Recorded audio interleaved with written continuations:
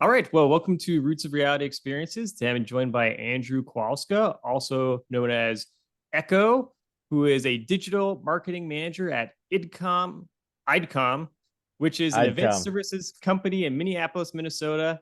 Additionally, Andrew is also a music producer, DJ, and creator of the Roots of Reality podcast theme songs. So, Andrew, thanks for coming on today. Thanks for having me, Ben. I'm excited to talk to you, and I'm flattered that you asked me to be on the 100th episode of Roots of Reality. Well, I appreciate you coming on. So, most people said no, so I just chose you as a result. No, I'm joking. Yeah, right. Does it feel crazy that you're 100 episodes in now? A little bit. Yeah, it's a little strange. Because obviously I remember, I mean, it's kind of funny now that we're getting right into it. Um, when I first asked you with some like help for like shaping it, with like the theme songs and stuff, I remember that like the first few episodes I recorded, and for people that are listening to this and remember those first episodes, I was recording with a Guitar Hero mic. So it wasn't, I Oh didn't my have a real gosh. microphone. So it was a Guitar Hero microphone that would literally just, I think I put it in like a tissue box to keep it upright. Yeah. And I was just so cheap to invest in any like real equipment. So, and luckily today I actually have a real microphone, but Right. Yeah. so yeah, it's come a long way, I guess. And people are still listening and tolerating it. So that's good. That's awesome. It must be the intro song. Yeah, I think it's probably pretty much the only reason people listen. Intro song. Once they get those songs going, they're like, all right, I'll stay for the rest, I guess. Yeah. So speaking of music and songs, how did you first get interested in the world of music in general? Because I've known you since college, and I've Yes. always known you have been involved with music, but when did that interest first start for you? Right. So it started quite a while before the college days, before we met. I don't have a musical person in my family, but my parents got me into piano lessons when I was very young. I think it was like 5 or 6 when I took my first lessons. It didn't stick right away, but piano and guitar were what had kind of inspired me going into high school. I had quite a moment with like hip hop and also punk music kind of during that time, just That's sort of interesting. rebellious music, I guess. Yeah. And in high school, I was making a lot of like hip hop music, just friends who were vocalists, rappers, and kind of singer-songwriter type people. We were all just kind of messing around with it, but also like sort of being intentional about trying to make something interesting. Um, but in college is when I got really inspired by dance music. You might remember one of my roommates, Derek Coughlin. Yeah, I remember Derek. Yeah, Yeah. yep, I've met him a couple times. Yeah, Derek, wonderful guy. He lived across from me our freshman year, and he was a DJ. He was playing like electronic music, EDM stuff, and he got me into that method of performance. I had never really DJ'd before then. Um, and the kind of long and the short of it is that that has really stuck. So today, outside of my full-time job at IDCOM, I own a music studio called Origin Studios in Northeast Minneapolis, and run a business called Unoya Studios out of there. So we do like commercial music production, sync licensing, and we also kind of act as a record label. So I Wow. kind of do that piece of work, and then there's the ACO project, which is sort of my passion project of making dance music, performing it as a DJ, gigging at concerts, club nights, stuff like that. So So it's kind of I'm been a curious. long-winded journey through it. Yeah, I mean it seems like you're involved with like every aspect of the industry almost then at this point, in some way or another. Yeah, I've kind of had a touch point with quite a bit. My last full-time job that I had was with a company called Hubbard in St. Paul, and that was doing radio broadcasting for like top 40 pop music hits. Did you ever hear Yeah. of the radio station KS95 by chance? St. Paul, Minneapolis? I Maybe probably have not. heard it. I've heard of it, I'm Yeah, sure. you probably had it on the car or something. They Yeah. are like a sort of a legacy pop radio station. And so I was working there for a while, and it was interesting to see that side of the industry, but Yeah. also kind of on the weekends going to like sort of underground dance scene events. It was kind of an Yeah, it's like interesting two back and competing forth. scenes almost. Yeah, that's interesting. Yeah, but Minnesota just in general has wonderful music culture and a lot of history and a lot of people who really who really just still love live music. So I feel pretty blessed to be here in a lot of ways. Yeah, I mean, it seems like things are going pretty well. I mean, I mentioned to you earlier on your Instagram feed, it's like every day there's some post about you going to some club and DJing or doing I know. something. It's like nonstop. Yeah, it's, it's it's incredible how much content you have. And it's not content you're just like, making up off the top of your head. It's just like you're constantly busy. So yeah, I mean it probably looks like that than is an actual like manifestation of how I spend all of my time. yeah, But yeah, especially I take a lot of stories, Instagram stories, photos and videos from my studio. yeah. Um, and we've got it's like 5,000 square feet of music studios, and we kind of call it an audio lab, audio visual laboratory, which is sort of a loose term for just a collective of people who are music educators, performers, sound designers, and even sound engineers too. So Wow. there's always tons of content to take there. But I do find myself at a lot of the dance scene events. At this point, it's awesome just to go and support other people in the scene. It's like the number one way you kind of still network uh, through that industry, I guess. Yeah, yeah, that's pretty cool. So I'm curious then, how did you first get interested in DJing? Like, when did you first start DJing? Mm. This is actually kind of a funny story. So Derek kind of got me into it as far as, oh, hey, this is actually like a cool thing that I could be interested in. And then we decided to get a radio show at the St. John's station, KJNB. I don't know Oh, if did you ever like see the radio I station or mean, the I assets they had knew there? we had one, and I think I vaguely remember talking to someone about it at one point, but I don't remember much about it because I never interacted with it much or anything. But yeah, Yeah, it fill me was in it on was that. it was a crappy little radio station space that they had, but we wanted to do a radio show, and it was called the Late 808. And 808 is like a bass sound, so it was like a, I don't know, double entendre or whatever the term is. So we had our show, the Late 808, and we would go in there, and we, instead of just playing tracks off of like Spotify, we would bring down some DJ turntables, and we would bring down some speakers that Derek had. They were like these 5 6 inch monitors, and we would play music out in the radio booth as well as on the airwaves. So that was Wow. really fun. So it was always like kind of a live performance show is how we looked at it. Yeah. But we got in trouble because we would bring people down there Oh, just to kind of like have like a low key party, but it would yeah. turn into us going down there and like drinking and just kind of being dumb. And one day, whoever was managing the station at the time came down and saw us in there with like 6 or 7 people, and we were like drinking beer or whatever, and he called life safety on us, and then we got kicked out of the radio station. So that was it. That that was the was end that of was the your end. radio career at St. John's. Yeah, it really was. We might have we probably did less than 10 shows, but it was fun. We had a good time though. That's hilarious. Did you like ever talk to any people on campus? Like, did they hear you or listen to you performing like on the radio or on No, I mean, campus or we would like post it in social media and tell people to listen, but yeah, I'm not sure that anyone it ever? ever Yeah, that's anyone ever cared. that's I think in funny though. Sexton Hall they had the radio station playing at all times. So someone probably heard us. Okay, They yeah, just didn't know. I probably even heard you then. Yeah, if it was in Sexton, because I remember going to Yeah. Sexton like every weekend. So Right. I'm sure I probably heard it. I just had no idea it was you. Right. So yeah, so that was kind of the earlier DJing days. And then Derek and I would go on to be DJ partners for a couple years throughout college, playing gigs in the cities.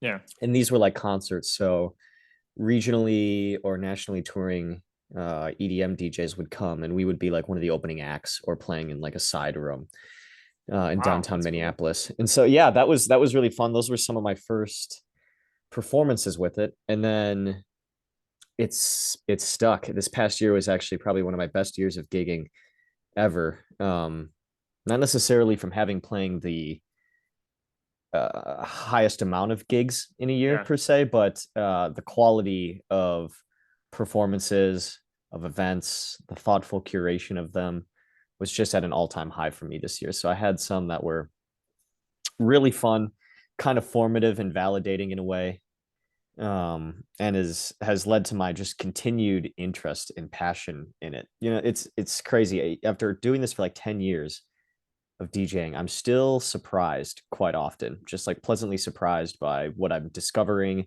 Yeah. learning, what still kind of makes me go, oh my gosh, that is dope.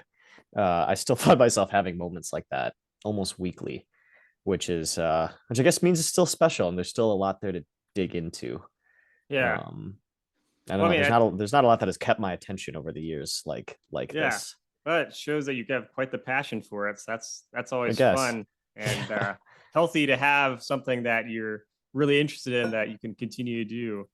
I mean, it Right. seems like, I mean, DJing and music production and just electronic music in general has become so popular in the 21st century. I mean, it's crazy how I feel like listening to like 90s music as a small kid, and I did not hear nearly as much. I mean, there were a few songs I remember like Fat Boy Slim as a kid and Oh in the yeah. 90s, but Legend. I mean, it's like now on the radio, I mean, it's all the time. There's some type of music that has, the DJing sound to it and stuff. I mean, it's just Yeah. can't get away from it. It's pretty impressive how much it's grown. Lot of pop music kind of follows like an electronic music, house music formula, Yeah. to where it's very dancey. You have we'd call it a four on the floor kick where it's boom, boom, boom, boom. Yeah. And they use that as the driving force of the groove of the song. And you know, there's a lot of similarities between pop music, electronic music, disco, um, and even like rock music. There's a lot of webs and historical context that I think has influenced that all today. But even looking back to the 90s when Fatboy Slim was really kind of growing and becoming an international superstar, he was one of the early ones alongside DJs like Tiesto, who were some of the first people to play that music as DJs in stadiums. And then Yeah. it kind of blew up. Like I don't think, I wasn't there for it, but I don't think people were really expecting that DJs could command that much power, Yeah. or command just that much energy to like tens of thousands of people in a stadium. It was like when nobody had done that before, you're just like, well, this guy's just like press and play and playing records, but it's kind of a subtle art when you're really good at it. And so that's, Yeah. I mean, I guess that's kind of the difference because it's like yeah, I mean, I guess people historically when they're thinking of like a disc jockey as someone who's just hitting the button or whatever and playing music. right. And but obviously, like, I mean, these people are making this music and playing it, and then they can add, I guess, in the real moment, in that moment, extra stuff to it, to the sound of it. Yeah. Um, DJing is definitely a subtle art. Like it has a low barrier to entry get into get into it, to figure out yeah, how it works and get the bones of it figured out. But to be really good and to be able to command an audience in the moment, to also have a bit of a persona up there to yourself, yeah, and not necessarily like in an egoic sense, but just to be able to be the one to command a crowd, and do it tastefully and surprise people, uh, is a very subtle art, for sure, for sure. One that I have not mastered at all. I don't know. I'm sure it seems like you're doing pretty well from all the videos I see. So Yeah. Well, thanks. Yeah, thanks, Ben. I know it's been, like I said, it's been about 10 years of doing this. yeah, This past year in 2022 was sort of an interesting confluence of timing too, because it's kind of post-pandemic. Not yeah, not really, but that's kind of the term that is thrown around because events have just fully come back in a big way. And I think people were really excited to get back to it. In the circles that I'm a part of, people were really excited to get back to doing events, to being in person together, to having that shared experience on a dance floor with the right DJ on a great night. yeah, yeah. And so yeah, I had a really good year of gigs, which was phenomenal, which was, just great. Yeah, I mean, I imagine there's quite a hunger to be able to finally be free to go out with people and hang out and go to a Oh yeah. club or something like that. I mean, it's just it's it's gonna feel weird because I mean, at some point, a couple years from now, we're probably gonna feel like you know this didn't happen. This was like almost like a dream that we had this pandemic. But Yeah. yeah, I mean, it's pretty awesome that we're now able to move past that. So It is, and I think move past it is kind of a relative term a yeah, little bit because it's just not so much in the news yeah, as it once was, but it's still here. We're still dealing with it, I guess, to some degree. But definitely. yeah. Yeah. Well, I mean, do you remember the very first DJ gig you ever had in your entire life? And if so, I'm just curious. One of the things I've always been curious to ask people in the music industry about is just like what that first performance is like, because I imagine it's it's a great time that you can make some really kind of funny mistakes, or it can go really well. I don't Right. know. It just depends. Yeah, I think one of my first gigs was a hip hop gig. Okay. Before I got really entrenched in like the house and techno music scene, Okay. I was playing a lot more hip hop because that's what inspired me at the time. I was producing it in high school. Hmm. And so I believe it was a hip hop show with two local St. Paul guys named Tarek Moore and Jay Sully. And we actually had met because we all worked at the same grocery store. But these two, still to this day, are very talented MCs That's cool. and vocalists. And I want to say we played at like Cadence Records and Coffee in St. Paul on the East Side. And this was early in the days of that record shop. And they have a really small space. It's like 30, 40 people capacity. And we just showed up and did our thing. And looking back, always looking back at some of those inception type moments where okay, all the work has happened now. Now we're doing this first thing. It Yeah. was just momentous. It felt momentous to us in the moment, but it was probably just ultimately kind of poorly done, sort of thrown together, a little bit lackluster, but hey, we had an amazing time. So Yeah. Well, I mean, I feel like that's probably how it always is when you first start out. It's kind of a right. just a little bit of a mess, but it's fun. So Yeah, it taught me that putting on like the promoter hat and the marketer hat is kind of just as important. I think a lot of people who are in the music industry would say that the business side is at least half the battle.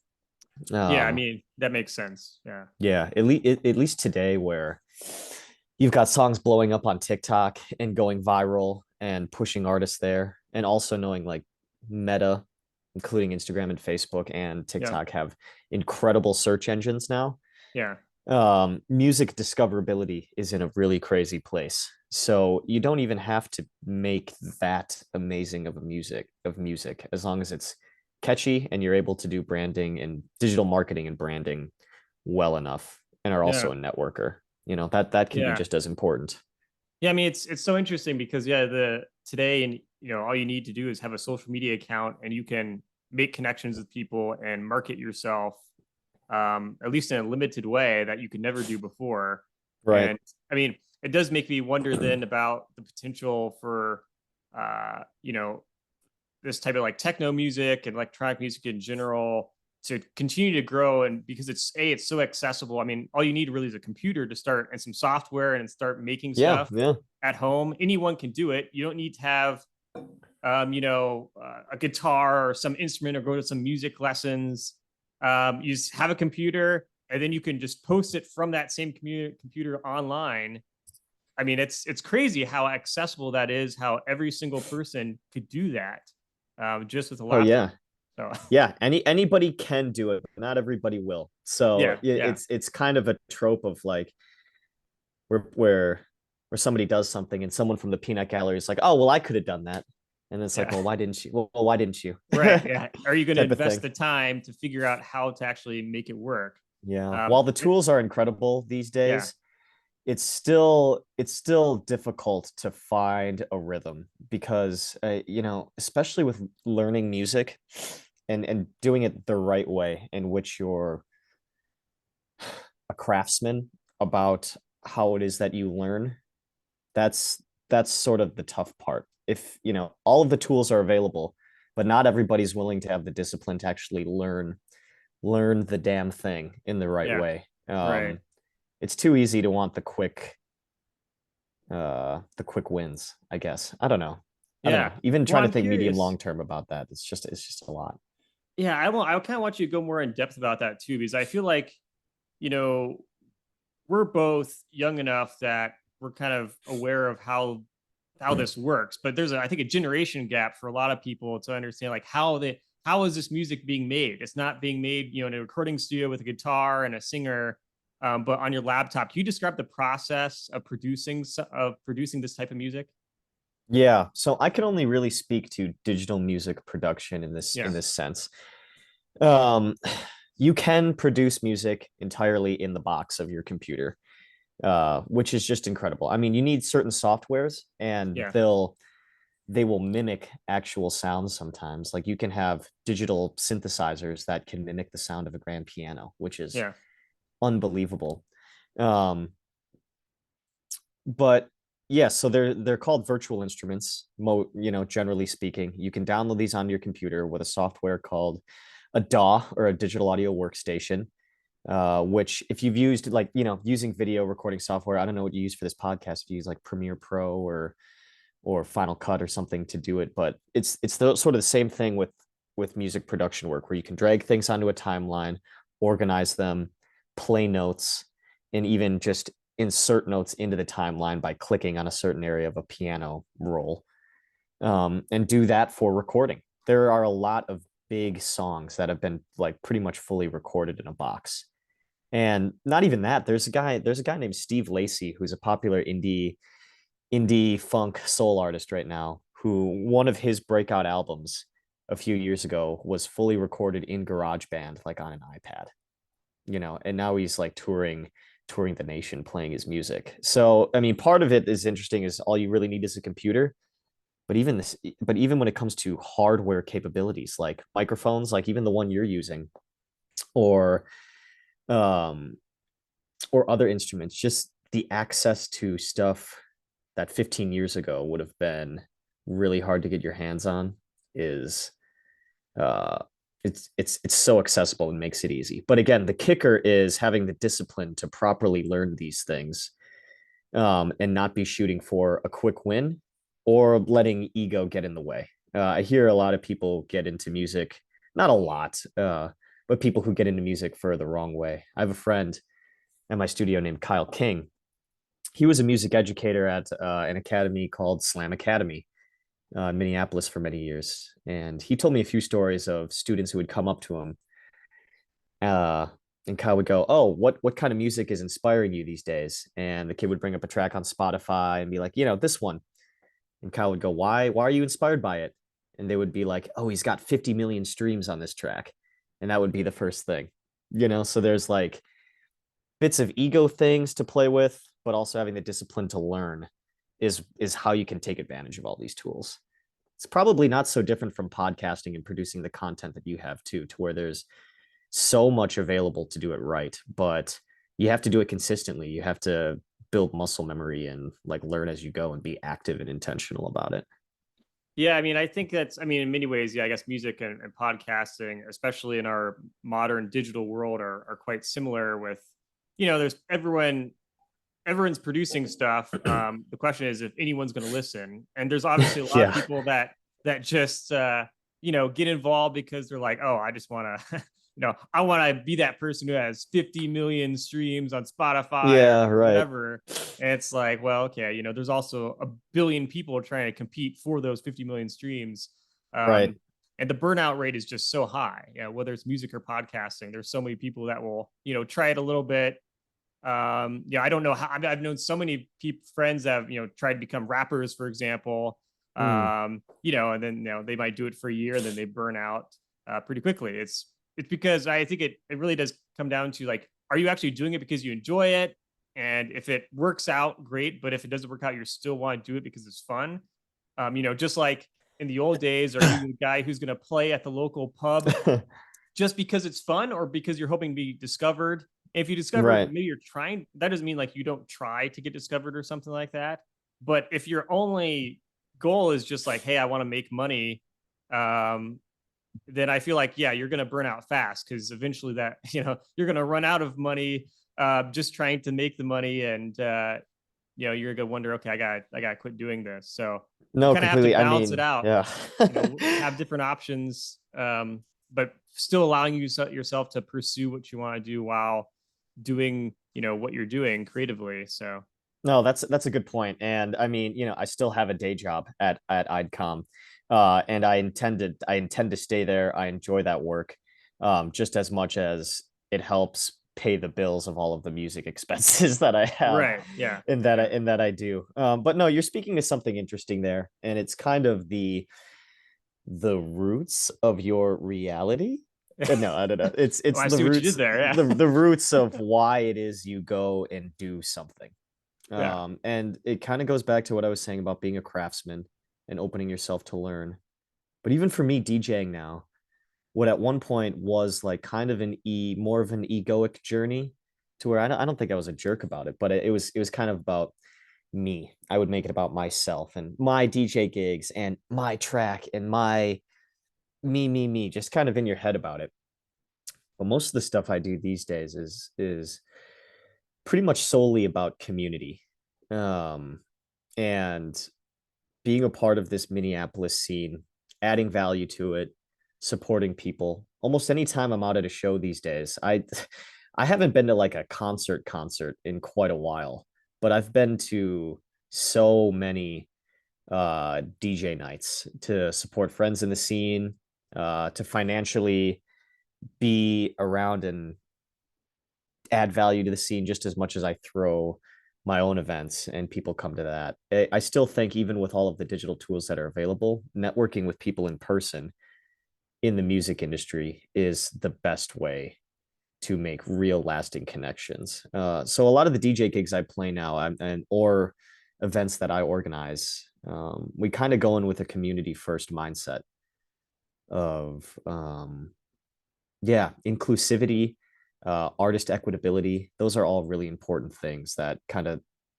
mesh well with my core competencies of why I do this. And it Yeah. must be the same for the podcast. At this point, the Roots of Reality podcast on social media and your listeners. I mean, you're building a community here, and all a lot of those things funnel back to that, right? Yeah. I mean, pretty much. It's I've yeah. It's interesting. Again, like the similarities between the two podcasting and the music industry. I mean, it's something where I just do this for fun. I'm not I'm not my plan isn't anything besides just trying to just help people think about the world and kind of their existence and it's kind of cool that we're here in the first place, so Yeah, don't take life too seriously.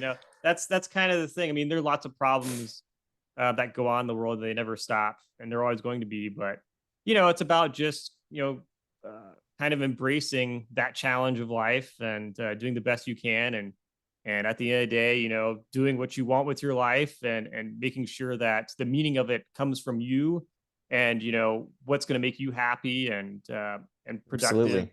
a productive member of society. So No, that's well said. What was your master's program in? Was it big history? Is that right? yeah, so yeah, that's right. Yeah.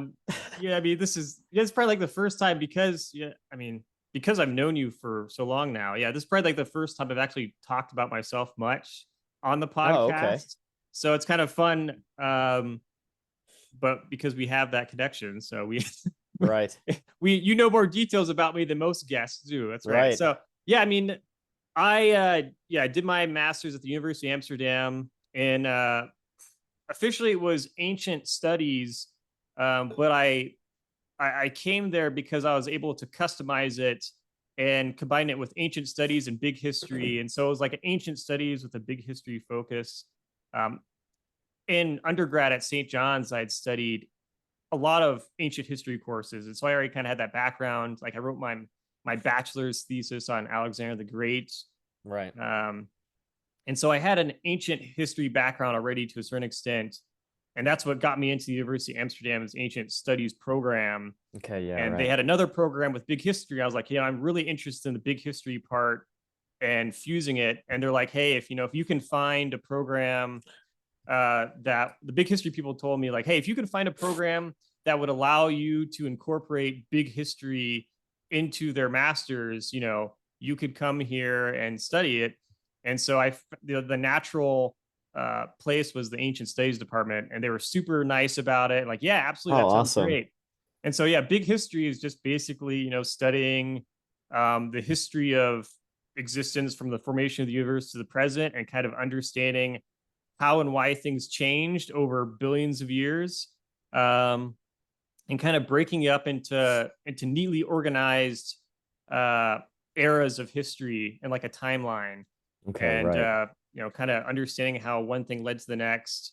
And so that was always something that's really cool, and something I was always interested in. I just didn't know big history existed. So Okay. when I found out that there was this field of study that you know uh, allowed history to not just go back to some ancient civilization, but to go back to the beginning of everything that we know about existence.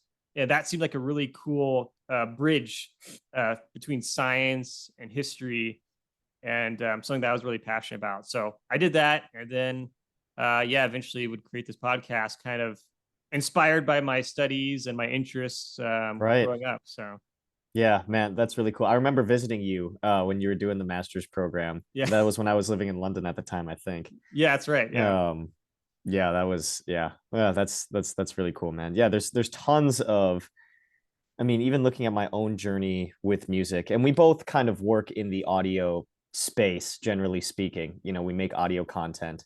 yeah, Um, Mine manifests itself in live performance a lot of the time, but I'm also like releasing things into the digital world too and onto DSPs like Spotify. But there's just a lot of shared things I think about that journey, both in your passion as it relates to mine, just kind of connecting the dots between things that you like. I mean, your journey with getting to this podcast and your passions were kind of through academia, yeah. doing the master's program, connecting the dots between ancient history, big history, and putting those together. Where for me, having growing up being interested in playing guitar and piano and sort of having like a music theory background, and then getting into something like DJing and electronic music and producing, and then living in London was also hugely formative for the type of styles and sounds that I was into, creating those webs there Sure. and kind of letting that influence maybe something that feels new. And even if it's not new, it's new to me and I still love it. So it's Yeah. worth doing, right? Well, I think that's why, like, just having some experience outside of, where you grew up is so important to shaping people in their lives. I mean, Mm, it's just it's so easy to get kind of stuck in the same town forever. And that's fine for people who just, really enjoy it. They're very comfortable. But, it's such a great way to learn and change the way you think about things and the way how you do things, to just open up, whether it's just like, leaving your city, go to a different city, or different states or different countries. I mean, it can have right. just hugely impactful experiences for yourself. So 100%. Yeah. Yeah, I think I've done a decent amount of travel outside the US now, and it's always been kind of formative in a way. Like I feel like I've always kind of come back with something. And usually it was like something didn't go exactly right. Not necessarily wrong, but I tend to remember the moments where it was like, okay, I maybe could have done that a little better, yeah. or this or that, or Yeah, maybe we shouldn't have gone to that restaurant for this reason, or maybe we yeah. should have been smarter about transportation or something. Well, I No, mean, yeah, that's kind of the thing. Like, whenever I travel, I always think, to myself, something is going to go wrong. It's just a matter of what, and how to adjust on the fly. Because I mean, if you're whenever you're traveling, it's so complex to plan everything. You can't plan everything, and so at some point you're like, oh, maybe the hotel room has an issue, or it can be right. anything, and it's just like, oh, okay, how do I adjust to that? Which is pretty much all you can do for life in general. Um, It goes back to what we do. I mean, music and DJing, I can plan, for each like hour of DJ set that I have, I probably put about 10 hours of practice into it. yeah, Wow, and that's impressive. yeah, something like that for gigs that I'm being really intentional about. Uh, but I can only do so much preparation until the moment hits where I'm firing it off. I'm there. I'm with the people, and things could go wrong, but I just need to be able to troubleshoot in the moment. There's Yeah. probably been moments like that in podcasting, I'm sure, where it's just been like, "Ooh, that was a little unexpected."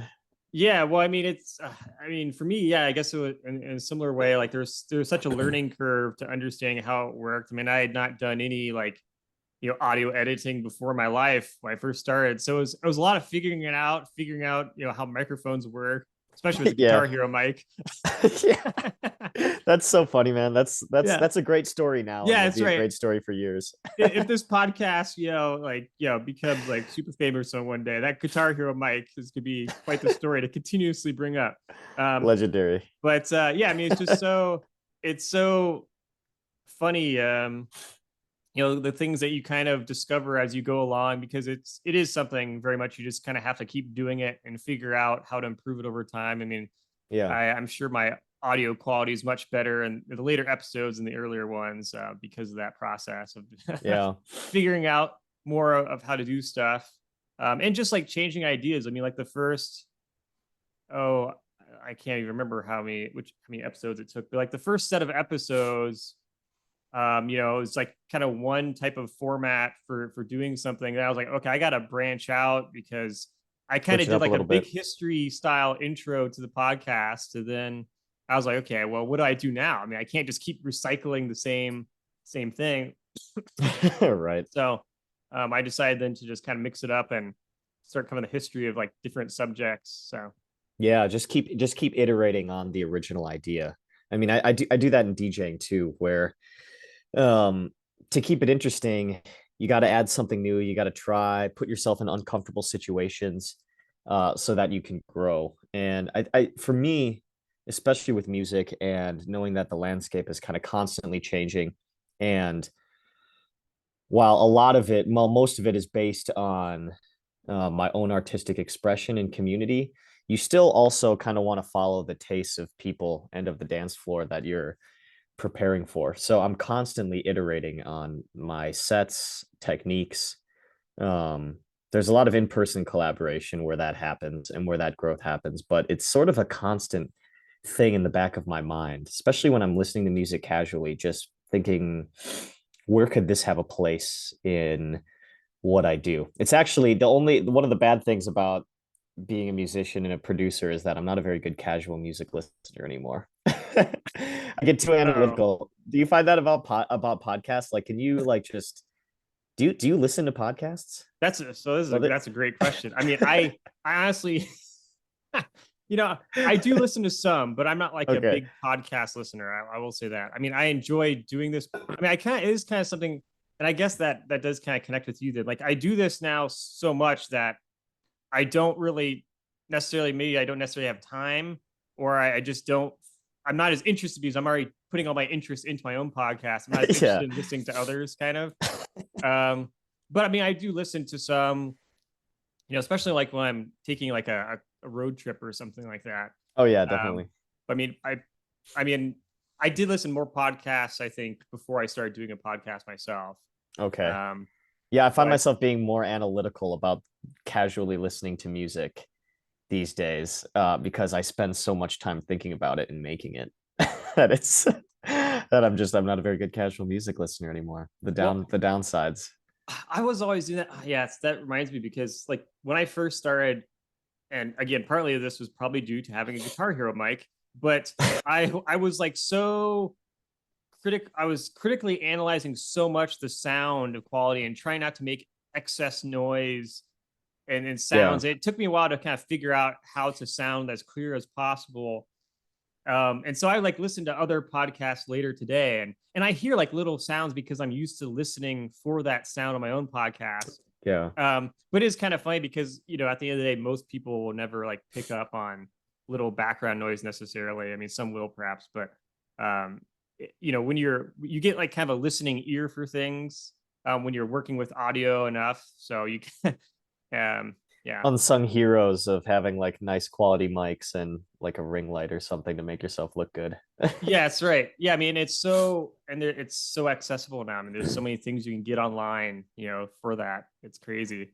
It's yeah, I think about it with music all the time, how many tools there are to even bypass being an actual musician about it. And I'm not trying to frame that as a Yeah. bad thing. But it's also really easy to go to online marketplaces, buy loops of music. So, like an 8-second clip of a song that you can use royalty free. We would just call them samples. And you can bring them into your audio workstation and you can manipulate them. You can add things on top of them and call it yours. Sampling has been around for so long. So, what I'm describing is nothing new or not anything that's invalidated as far as producing music goes, but just knowing that there's such a huge archive of music, of recorded audio, just in general over the course of its entire history of recording audio. um, there's such a big culture around digging for samples that people don't know or something that hasn't been heard before or rethinking about a sound to use it. And some people make entire careers just off doing that as an art, without ever even picking up an instrument. And they make music that's unbelievable, especially all over the hip hop world. There's a ton of that. There's a ton of that stuff. That So just yeah, furthering the case that the tools that are available today are just unbelievably that's right. awesome. Hit that over the head. Yeah. Again and again for people. I mean, I do have a question then for you because Okay. you're obviously in this industry. And it just kind of first time I've ever thought about it. But because you can now produce on a laptop music, do you think that in the future, I mean, I suppose it has to at some point, if it isn't already being done to a certain extent now, which it probably is, but um, you know, I'm just wondering if people can produce a song with completely new music and sound, like a completely original song with a voice and instruments, but it's completely digital. It's all artificial intelligence kind of, it has nothing, Mm, no human being is playing an instrument actually, and no person's actually singing, but it's all computer generated and it's completely new. I just wonder if that's going to be like a thing where you don't even need to be a musician. You could just produce music like you have a band, but right. it's actually just the computer. So I'll send you a link. This stuff does exist. There's actually a studio in Minneapolis called Space 150 that did this AI project where they tried to make a Travis Scott song, using only computer generated lines of code, more or less. Oh my And goodness. I don't really know the guts of how that all works and comes together. But yes, AI and just like software solutions kind of play a big role in producing music these days. There are, have you ever seen like the emulators for old video game systems, like the Game Boy emulator where you can play Game Boy games on your phone or something? Do you know what I'm talking about? Yeah, I've heard of those. Yeah, So there's stuff like that, but for old synthesizers, to where there are virtually recreated versions of old synthesizers. So now I can download a program, pay whatever it costs to download this program, and all of a sudden have like an iconic synthesizer at my fingertips that defined a lot of the 80s or something. You can yeah, just have access to those things, which is crazy. There's all sorts of software that can take a single song that has multiple different parts, like a layer of drums, layers of vocals, a bass guitar, a lead guitar, and maybe a synthesizer, a piano. And you can run this through AI software and split all of those parts completely in half. So the the acapella is isolated, the drum parts are isolated, yeah. and it could just do that. It can just do that, and you can have all of that at your fingertips today too. There's obviously a lot of licensing concerns in that Sure. arena, but Yeah, that's right. If you're taking other uh, people's stuff and then it's splitting it up, and yeah, that's a right, but potential lawsuit. But yeah, right, you want to avoid releasing that as your own work if you don't have yeah, permission, but yeah. It's uh yeah, So yes, to long-winded way to answer your question, yes, I think AI and just software solutions in general have completely changed the sonic capabilities of today, and how accessible it is to just warp something into a sound that's completely different than what you were dealing with at the inception of it. Yeah. Yeah, that's cool. I mean, That's wild. I do wonder like one day if like we're gonna, I mean, it'd be a great experiment too in general, just for someone to release a song on the radio and like it's a rock song or something like that, and just say, oh, it's from this band, and then eventually reveal to people like, oh, that's actually that band doesn't exist. It's just it's just computer generated, Yeah. music. That would be that would be crazy. But We're probably not too far off from yeah, something from things like that existing. Yeah. Oh my gosh, it's almost making my head spin just thinking about stuff like that. And there's so much happening in the software develop in like the creative technology world specifically, actually, to where you have products for artists and content creators to be able to do the thing on their own. hmm, And obviously you need to do your thing of making great content, having community around you, this or that. But to do it really well now, the lines are kind of blurred. Like you don't need amazing upfront capital and resources to be able to produce something outstanding these days. Uh, Chance the Rapper, if you're familiar with that yeah, artist, uh he won a Grammy off his album Coloring Book, which was, I think, one of his earlier releases, probably somewhere within his first three albums. But he released that all independently using independent tools and his own team, put it on SoundCloud, yeah, and it became famous. And he ended up winning a freaking Grammy for it. yeah, The guy I was talking about earlier, Steve Lacy, made his album on an iPad.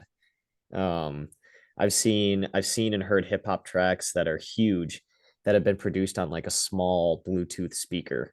yeah. Um, That's so insane. that kind of leads to the thought that okay, it is about the music, but it's also about everything else. How well can you market yourself? It's those intangible things, right? You can't Yeah, really you can buy the fame to some degree, but you also need to be able to follow that up with your personal vibe, your the way you present yourself. Can you actually move people in the moment? It's just sort of those intangible human things do still have a big part to play, even though anybody can really do it. But then yeah. again, if anybody can do it, why doesn't everybody do it? Well, yeah. I mean, I think the other factor at play there is just like timing. Like if Yeah, yeah, when you totally. release something on a platform that isn't filled up with people all trying to release something at once, you're more likely to take off.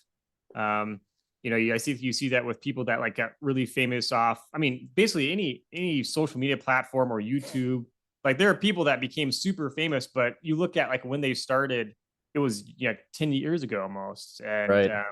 it's so much of it's like timing, because once everyone becomes aware of it, then it's like everyone's trying to jump in last second to try to capitalize on that potential that they see as well, and so it becomes hyper competitive to get Oh, totally. attention, which is I mean the growth in like podcasting, for example, today it's just like insane. Oh, it's um, massive. It's massive. like there's so many people with podcasts. I mean it's almost kind of funny, because like if I started a podcast, I don't think I realized how. I think when I started, it was probably like this was a few years ago now. Like it was becoming really popular, but now it's like way more popular than it even was when I was starting a couple years ago. Oh, it's just blown up, hasn't it? It's like every business has a podcast. Every celebrity has a Yeah. podcast. Um, and so now there's kind of obviously as a result of that, the market gets kind of gets this inflation aspect of it. And Yeah, so, there's a stat where it's like there's 40,000 songs and podcasts and other pieces yeah, of audio uploaded to Spotify every day. right. And so it's like What? you, yeah, I mean, it's great because you have this technology to, potentially get discovered for those people that are like really trying to make it big or whatever. At the same time, though, there's so many people that also makes it hard to get discovered in some ways. So it's like these competing aspects to it. Um, but yeah, it's fascinating to see. I mean, it's kind of hilarious as a result because like now, if you have a song or a podcast that even just gets like a few listeners, you're so Mm. far above everyone else because there's so many people that get nothing. Yeah, and you It's only need to crazy. influence. You only need to touch a few people with your content to get going. Like like one real fan is worth like 1,000 bots is something that Yeah, an old coworker of mine said to me, and I think that sticks. yeah, To where you can actually provide someone with something meaningful. Uh,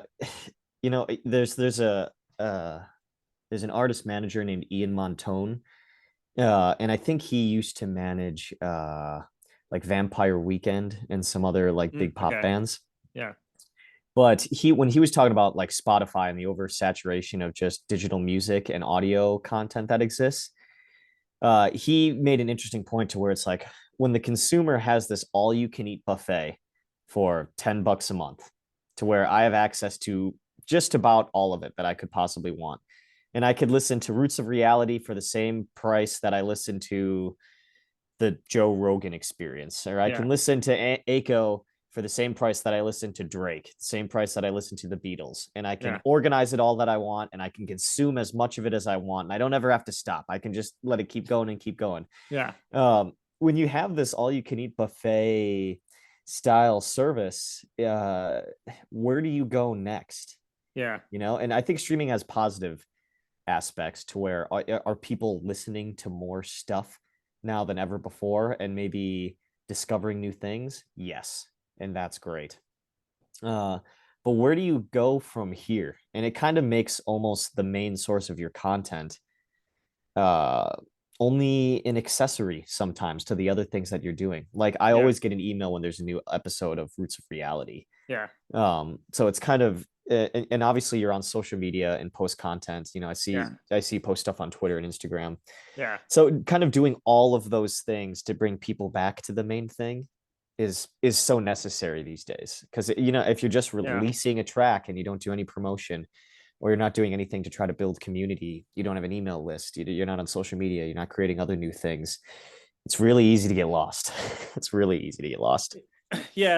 That's definitely true. I mean, yeah, I think yeah, being consistent and actually trying to show people your work and try to get people interested in the first place is the first major aspect. And then the second one is just you being able to have the interest in doing what you're doing while also understanding that no one might not listen. I mean, you might have no one listening to your thing at all, and b, you may make no money off of it, and it becomes a game of like, why are you doing this at the end of the day?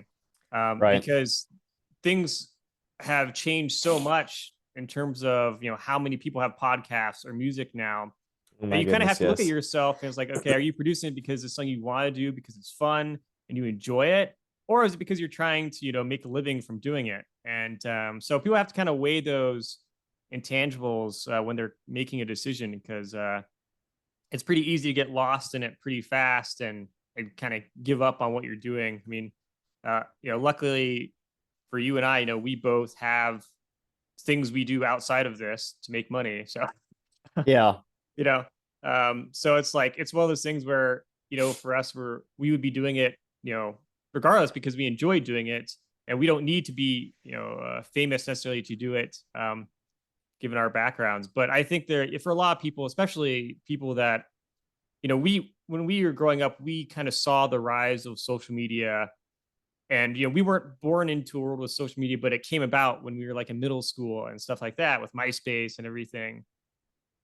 And we've seen it kind of grow over time. But I just think of like my nieces and nephew, who are growing up in an age where social media has always existed. It's a different Yeah. world, Oh, and completely. how you view it and how you view yourself and your success in it, especially if you're a content creator of some sort, I feel like it could be tough. It could be tough for people to deal with, not necessarily getting lots of followers or likes or listeners or whatever. Because if you're, it's a different world where you may feel like, oh, you're supposed to have that, and it can't be fun if you don't have that. Oh, exactly. It's so easy to compare yourself to other people.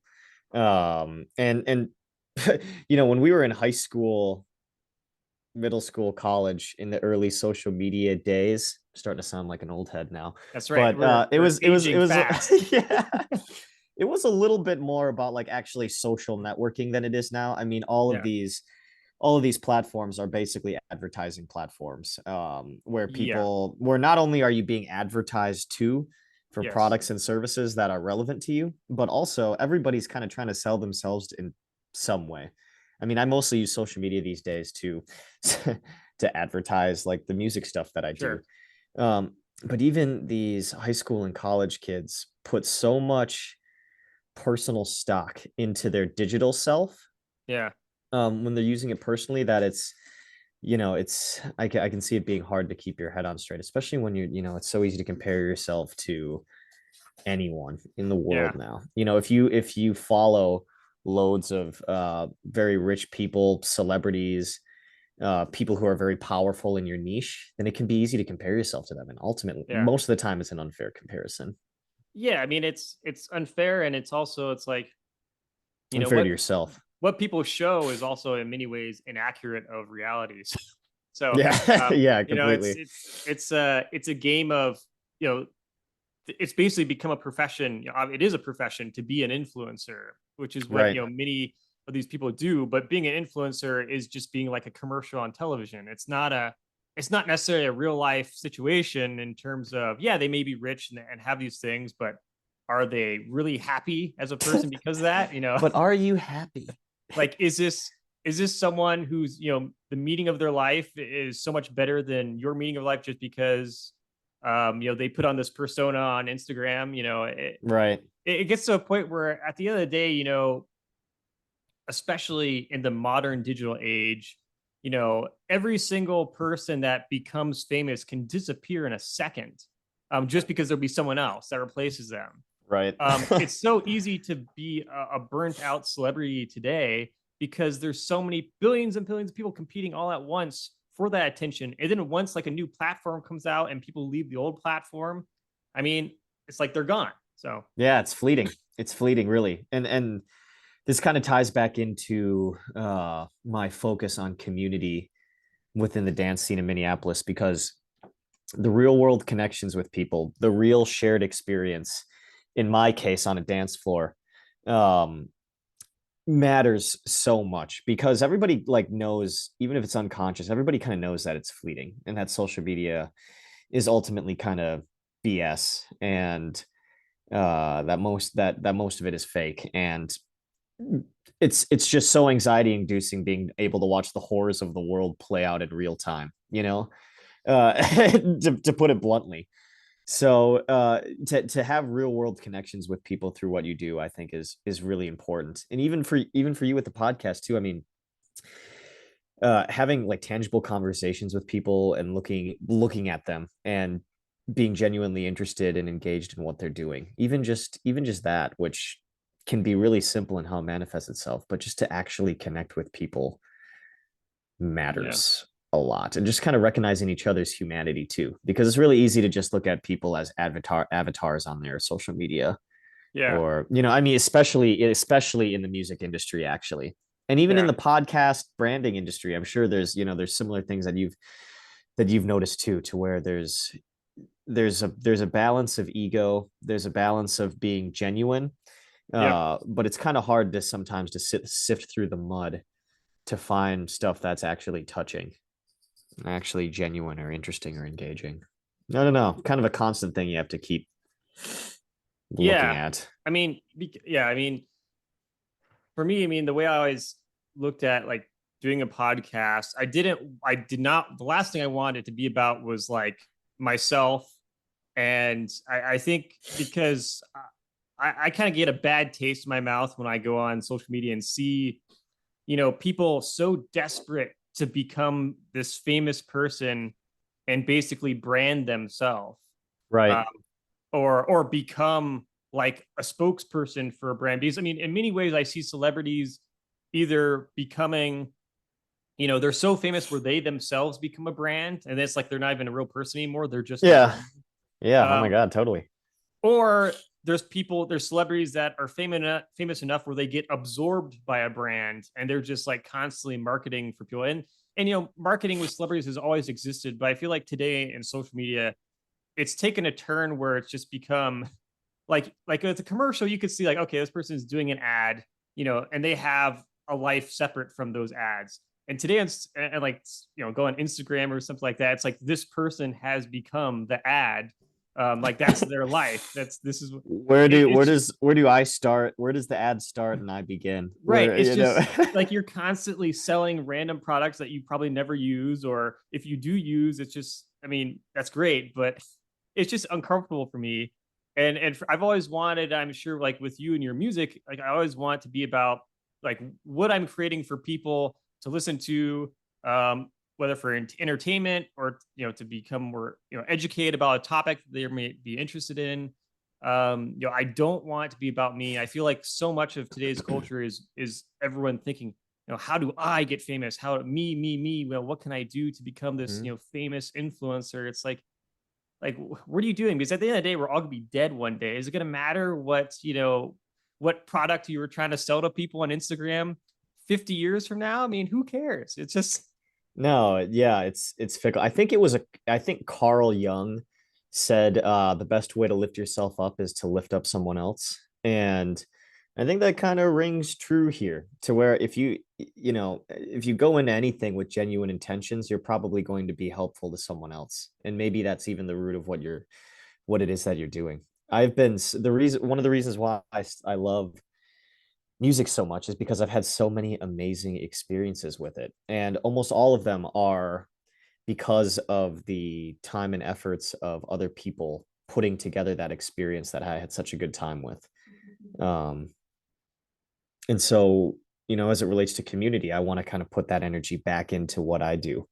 And it's made me a better promoter in the end, being able to think that way. It's made me a better producer and I think just a more thoughtful person when I'm around others in those spaces, especially because I'm out at events a lot, events and parties. yeah. And usually they're kind of usually they're just as much a networking thing as anything. But just going there with genuine intentions with people, going to support people in the local scene, and just keeping that time and energy sort of with the community is super important. Yeah. But I yeah, mean, no, it's so easy to get sucked in though. It's so easy to get sucked into like the social media. I don't know, just the cog of death that is yeah. being terminally online. And Yeah. artists especially and content creators, there's a lot of pressure to do that and be a part of that. But I would,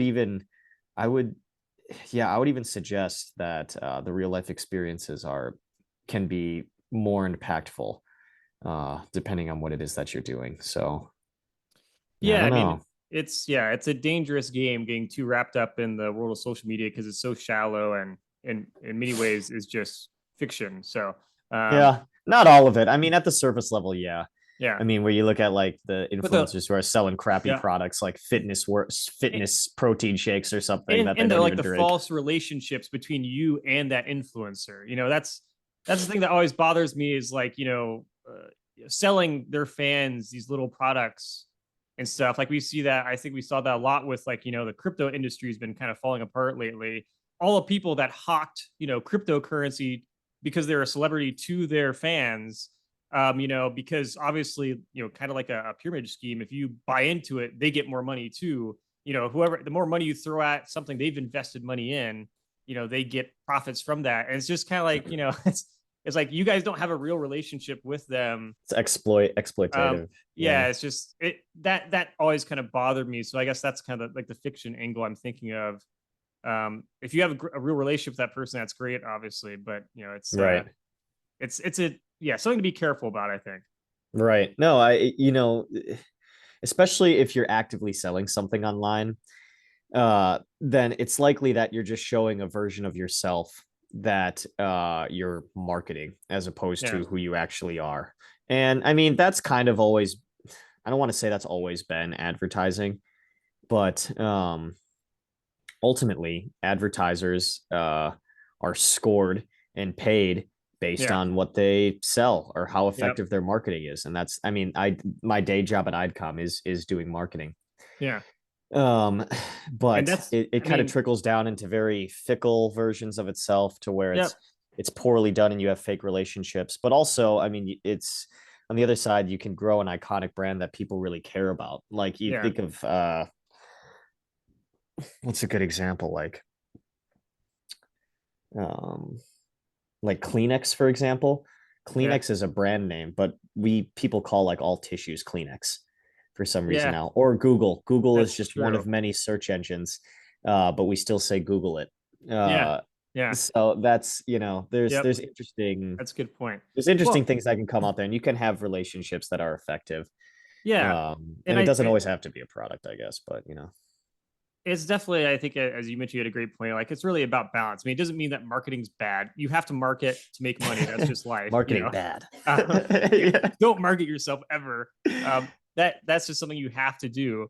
But it's kind of having a balance and being, a human being about it. Don't, you're not, don't think of fame and fortune as the end all and be all of your existence as a human being, because that's so fleeting that, if you're depending on that the rest of your life, you're not really doing much. Mm, What other people think of you as isn't really as important as the connections you make with, your friends and family, and the things you do with your life, the places you see or go, and those memories that you make with people you care about. I mean, that's means so much more than these social media interactions, which can be great, but also you have to keep some perspective about, they are social media, not in real life. So, yeah. um, but Yeah, it's just kind of a that's well balance. said. That's well said. It is a balance. It's something that I'm still constantly working on to this day. Uh of Well, just not getting sucked into it too hard to where it yeah, like affects me. probably, yeah, it's something that probably I think almost everyone now today has to kind of think about is, balancing out your real life versus your social media life, and just kind of understanding the difference between the two, since everyone's online now, it seems like. So even Yeah. it's funny, like the pandemic pushed a lot of people that really weren't active on social media online too. Like, my parents learning like Facebook for the first time and how to like Oh stuff man. or share stuff So because of the wholesome. pandemic. It's just hilarious to think, how things can change. Yeah. Yeah. Yeah, it's going to be interesting to see when we're our parents' age, like now, where that will all go. Yeah. Uh hopefully it means hopefully we're kind of in a bubble to where, because I think there's also kind of a mental health movement a little bit on social media to where your digital well-being is something that matters a little bit now. For Yeah. example, I've got a new iPhone, and there's something built in to help you track your screen time, to help you think about your digital well-being, whatever that actually means. But I think it just Yeah. kind of like being thoughtful about how much time you're spending on your phone. Yeah. Yeah. Don't Hopefully, just live hope on it. Yeah. yeah, hopefully we're kind of in a bubble when where people really start to get it, and there's a lot of just burnout from this, which I think has already existed for years, but uh maybe it'll lead to some better products being made for people that are thoughtful Yeah. about how much time I'm spending here and how much stock of my emotions I'm actually putting into this Yeah. mattering in the grand scheme of my existence. Yeah, that's a good point, because I mean, I feel like we might even see some evidence of that to a certain extent, with people kind of trying to have more material experiences, versus digital ones. Because I mean, I do think that people, once people get so used to something, they become nostalgia for something different, even if it's something of the past. Like, you look at, people are now getting vinyl records. That's Um, you know, exactly the example I was thinking of. Yeah. yeah, yeah. So it's like, it kind of goes back and forth, because at the end of the day, our digital experiences cannot replicate what a real life experience is. I'm talking to you right now, over the internet, but obviously it's not the same as being in person, having a beer or something. So It's not the same as having a beer in Amsterdam after you're done with yeah, that's right. class. Yeah. That's right. Not just a little bit different. That's right. Yeah. Yeah.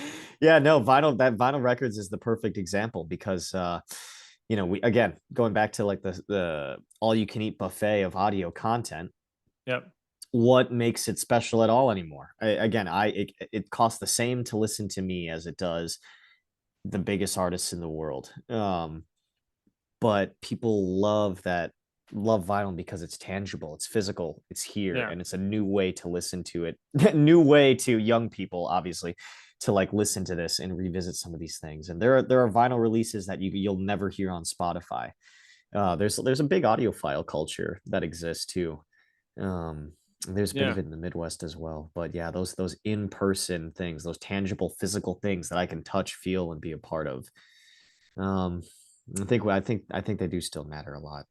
Yeah. Well, I mean, I just think like anytime, especially like younger generations now coming up that have been totally used to social media their entire lives, like, I just wonder, I wonder what it's like to have like the power go off or something like that and lose access, what These happens? damn Obviously, kids. you have mobile phones now with like, mobile internet, so you can get internet basically anywhere. But if you're like a dead zone in the car traveling on a trip, you know, I have this all the time when I'm like traveling to visit, family or something in the Midwest, going through, cornfields all the time and all the different states I have to drive through to get to Kansas. Yeah, it's like Right. you get dead zone on your phone. It's just those experiences were, so common. Obviously, the more generations you go back, that was the norm. But yeah, hopefully people can just start to, get more of a balance when it comes to all these things. Um, Part of it is maturity too. Like I think a lot of the people who, when I think about social media, digital well-being issues, I kind of think of younger people yeah, who maybe don't know themselves as well yet. Like yeah, I mean, we're approaching 30, you and I, and we've had like a little more time, especially as like married people with kind of like bigger jobs and who are more thoughtful about life. There's a level to which I, and probably in you as well, like know ourselves to yeah, where we can yeah, have a better relationship with these things. But for younger people, even middle schoolers to high school, when you have those really formative ages, and to not have a whole lot of direction on how to like do this right and have a good relationship with your phone in yep, general is yeah. is freaking tough. The first phone I ever had like no social media. It was like a slide phone where you could slide up the thing and the keyboard would release and I'd just be texting all day. No, that was a better relationship with my phone than I have now, where I use it for freaking everything. And if I don't have it, I feel naked. Yeah, well, that's yeah. It's become, like it's yeah. I mean, it's become everything to have a cell phone on you at all times now. It is your go-to, device. You sleep next to it. You wear it on yourself all the time. I mean, it's like an article of clothing, as Yeah. you say. Yeah, it's interesting, and I'll be curious to see how people kind of handle that because I mean, it's always an experiment with each generation because I don't know what it's like growing up in a world where smartphones exist. Immediately when I, become, 5 years old or something like that, and there's a smartphone I can access, or like little kids being entertained with a tablet, watching TV, you know, anywhere Right. in the world. Um, that those things just didn't exist, and and the next generation after them will have even more technology that will be different from what they had. So every single person growing up is kind of separated by generation with that experience, and it's kind of an experiment each time, and you just kind of Yeah. have to figure out how to balance it all out when you get older. So It's mind-boggling to think about. But I will say in our generation, I definitely grew up just playing a ton of video games too. I just that was a big part of it. Yeah, staring at a screen and playing video games. Oh, good times. that was a big part of it. Yeah, I mean, it's yeah, a lot of memories playing games, and having friends over to play games. So now you can obviously play online with anyone in the world, but like having someone to come over and play games before there was like the online gaming was a big deal. Land Um, party, baby. yeah, that's right. Um, things change though, so Things change. I think there's this guy, there's this Israeli psychologist named Yuval Noah Harari. Are you yeah, aware of yeah, him at all? Okay, yeah, so he have you read his book 21 Lessons for the 21st Century? yeah. I have, yeah, Okay, so I like that book because it's kind of an optimistic view at the coming like 150 years. You know, even just talking about social media and relationships to our digital well-being, I think it's really easy to for that conversation to get very dark. yep. Uh and just like, you know, just to think of kind of the brutal sides. But that book is sort of an optimistic view at what we're capable of if we figure out some of these, if we figure out a few things. And more or less, he makes the argument that you pretty much couldn't have asked to be alive at a better time in world history with Oh, for regards to sure. like access Yeah, to anything yeah, than today. So it's kind of nice to hear an optimistic view every once in a while, even if it's sprinkled in with stuff that could make you feel like the world is a dark, horrible place too. Whatever yeah, reduces your suffering, really. yeah. Well, I mean, each generation has its challenges and issues, but certainly the standard of living today is much higher than it's ever been. So, um, Yeah. it's easy to get, kind of stuck in, in the field of history, what people call presentism, Mm, where you're kind of look at everything through the scope of your own life in the present. So you kind of become blind to the past and how it shaped the world today, and how things were different. presentism. I haven't heard Yeah. that term before. So it can be a problem because there's a lot of people that kind of get so focused on the present that you look at everything through your own experiences, and that's just not accurate for comparing past and present and how the world has changed over time. I mean, Yeah. Do you feel like you have a better perspective of your own life and how you live from having like a very wide view of the history of like the planet or the history of like human history? yeah, I mean, I think I mean, for that me maybe it's that's kind of a loaded question, but for me. I mean, I think it's huge, because it just makes me think. I just don't take life as seriously as I think I would if I wasn't aware of, as I end with like every episode I do by myself, like, oh, billions of years led to you, make the most of it type of right. stuff. If I wasn't aware of just this ridiculous complex existence that we have as human beings, able to take a step back from my own life despite the chaos of the world and personal problems or whatever. um if I didn't have that understanding, I don't think I would be who I am today. I mean, even Yeah. as a kid, I would sit there and like, you know my dad would take me to hockey practice or whatever, like a 45-minute road trip to hockey practice every day growing up. And I would sit there and I just look at the stars on the way back from practice and just look at them and like ask my dad questions about like space and stuff like that. And in the more books I would read and the questions I'd ask my dad or whatever, you just start to realize that no one has a clue what's going on here. We're just here. Yeah. Um, but we get so worked up over everything as if like as if we're so this whole existence makes sense, and we're supposed to be here and everything's supposed to be all hunky-dory. It's like, we're just Right. here. We're just kind of in the moment, kind of make the most of it and embrace it. It's complex, it's crazy, but you know could you imagine it any other way? Because this is your life, this is who you are. Each and every one of us, just the fact that we're here today is like winning the lottery a billion times in a row. Think of winning Yeah. the lottery a billion times in a row. You can't win the Yeah. lottery once. When it comes to playing the lotto, those little gas station cards or whatever. Right. I mean, it's crazy. So for me,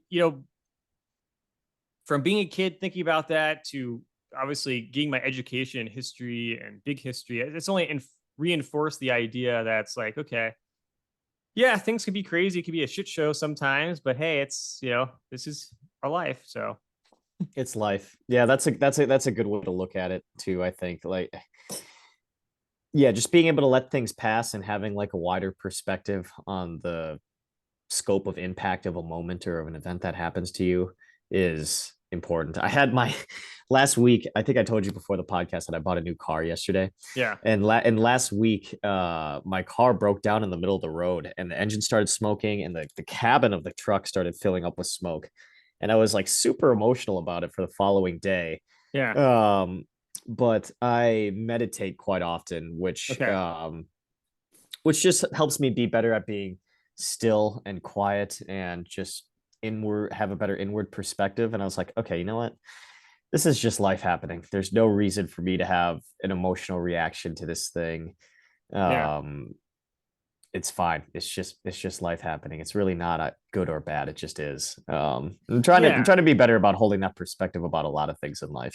Yeah. I mean, that's pretty much all you can do because, like, as soon as you start having expectations for what life owes you, then you're going to be set up for failure. It's like you Right. you just kind of have to navigate the punches that are thrown at you and just kind of keep riding the waves. Um, because at the end of the day, it's obviously how you react to these things. I mean, it's normal and completely healthy to be pissed that your car breaks down. That happened to me actually. Right. Oh, Right. I maybe miss your freaking wedding because my car broke down. Oh my gosh, I remember I that. Yeah, that mean, was too bad. and thank God. I mean, good and bad things. A was Right. covered. The engine was covered under warranty, which Amazing. was great because it sucked to have your car break down, and I was I Yeah. was gonna have to get a new car. It's bad because it was the car company's fault because they knew this issue, which is why they issued the warranty in the first place. So whenever Right. someone's car breaks down, then they fix it for free. Sounds about Um, right. but I didn't have my car for 2 months, and so I got stuck with like a rental, which I'm like trying to be careful not to damage the whole time. Yeah. For 2 months, the rental car, it's like, oh my god. So, um, luckily that was free as well. But yeah, I mean, it's just yeah, just kind of the way it is. How you choose to live your life and experience things and react to things. It's up to you to make the most of it and kind of decide, what the meaning of your life's going to be, Mm. and whether We're it's so short old and or wise, long. Ben. We're Yeah. so old and wise, aren't we? Oh yeah, that's right. Things are going great. Well, I We've mean, got it all figured out. it's just reality at the end of the day. We're not any better than anyone else, and but it's just kind of acknowledging that about life, and you can't Have control it. you so I don't know if you've talked about this with like on the last episode with the astronaut. But there I forget what the term is, but there's some term about how being up in space and then looking back at Earth makes you realize how small and insignificant everything is and how human action has like destroyed billions of years of fauna and growth and whatever. I forget what the term it is, but like there's some term for astronauts who come back down or people who have taken trips in orbit. I think I heard about this through like William Shatner's trip with Jeff Bezos up in it, but he came back and was just completely filled with grief. Um, because that perspective was just like so earth shattering of the minuscule things of your everyday life that have anything to do with the grand scheme of humanity or even your own existence, but how big we make things feel sometimes. Do you know what I'm talking about? Yeah, I've heard that like many times. I didn't. There's a term for it. The I can't astronaut, recall what it is. I talked to. He didn't mention anything about that, but I have heard of what you're talking about. I did hear William Shatner mention that when he came back. I personally I think it's. I mean, I get and I agree that like yeah, we're doing things that's not good. At the same time, I also thinking the historical perspective on it. I think it's a little uh, Hmm.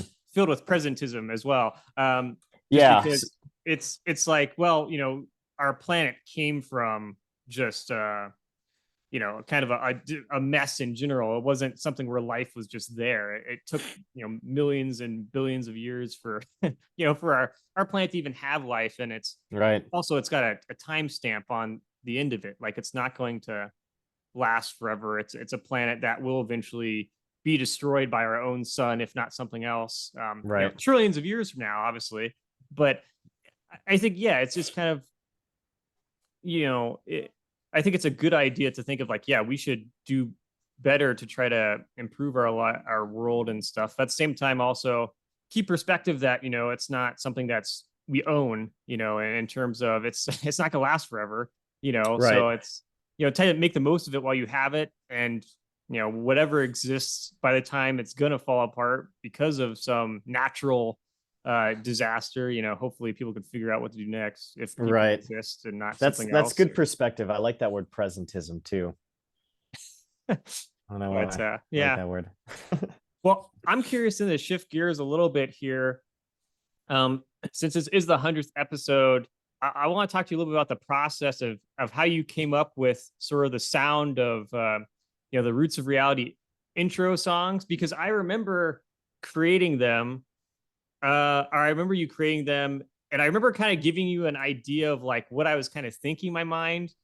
But obviously, what I had in my mind was I didn't really know what I had in my mind. It was just kind of a vague idea, and you put together, these sounds that are like really cool. I was like, hey, that pretty much fits what I was thinking if I could have thought of, and like Hmm. take my thoughts and put it into music, I guess. Yeah. So I guess that just kind of comes with time. Having done this for a long time, having made a lot of music, um, it becomes easier and easier to translate prompts or other source material for inspiration into something new.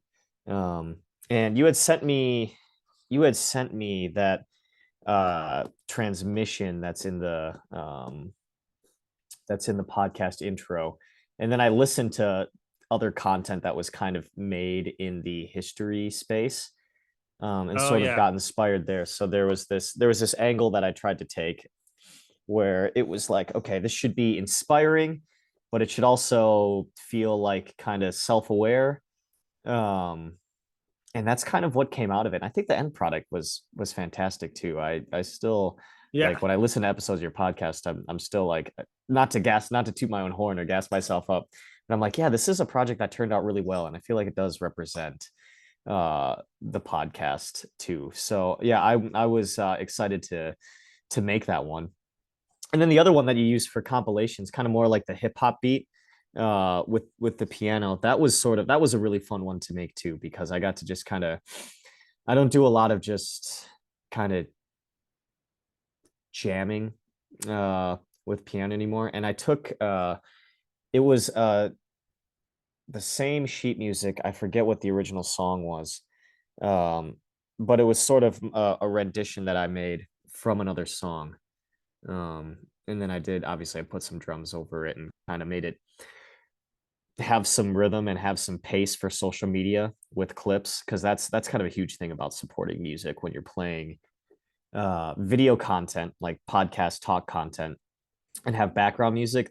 The music needs to have a pacing that like kind of sort of matches the energy of whatever it is that you're talking about. So I sort of thought that's sort of classical piano, but mixed with like a modern day hip hop style drum beat would sort of give it that interesting kind of introspective pace to where, okay, you kind of maybe associate conversations like this with like maybe classical piano, a genre that's like kind of feels like intelligent and can support that feeling through conversation, but also carries some groove with it too. So the thoughts like that can get pretty granular when you're talking about how to craft the sonic vibe for a piece of video content. Yeah, I mean, I was pretty impressed when you sent them back, because I mean, I had no idea like if I described made any sense, or if you're just like, oh, what the hell does that mean? Yes. Yeah. So I was glad, because I've never tried to make any music or do anything like that. So it was really awesome to see like what you were able to create and bring to life there. Um, Thanks, Ben. pretty Yeah. pretty amazing and unique. And I get compliments actually all the time. People are like, hey, I really like your theme song. So it's like Oh, thanks. oh, that's Like awesome. this is the guy who made it. Go to him. So Yeah. I always like send them your link to your like SoundCloud or Oh, Instagram or that's stuff like cool. that.